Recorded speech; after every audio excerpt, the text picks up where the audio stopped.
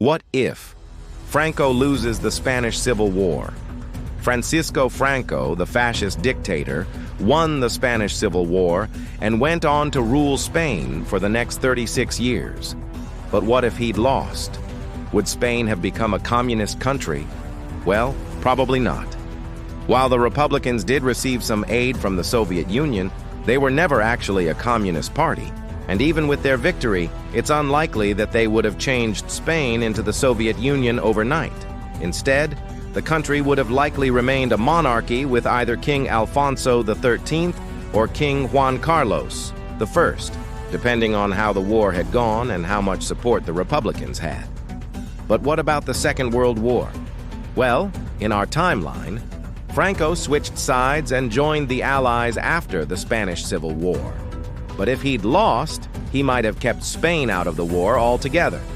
A neutral Spain would have been bad news for the Allies, because they'd have to contend with a hostile power on their southern European doorstep, which could have led to a very different outcome for the war in Europe.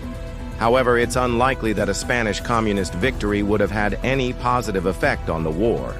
The Republicans had no interest in fighting the Nazis and stopping Hitler's expansionist tendencies. In fact, some members of the Republican coalition were actually sympathetic to fascism and had little issue with Nazism. For example, the Spanish Civil War was notable for being one of the first conflicts where the use of tanks played a major role. Both sides committed vast numbers of armored vehicles to the conflict, which led to some historians referring to it as a testing ground for future armored warfare. It's also considered to be one of the first modern wars where air power played a crucial role in the outcome of battles. And both sides utilized aircraft for reconnaissance, bombing runs, and for engaging in dogfights with enemy planes. So what would Spain be like today if the Republicans had won?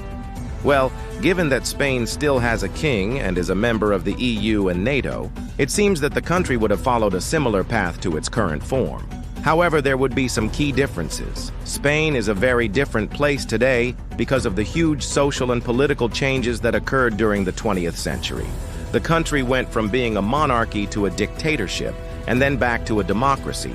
It has also gone through a period of intense economic growth and became one of the most prosperous countries in Europe.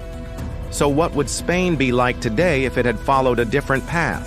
Let us know in the comments below.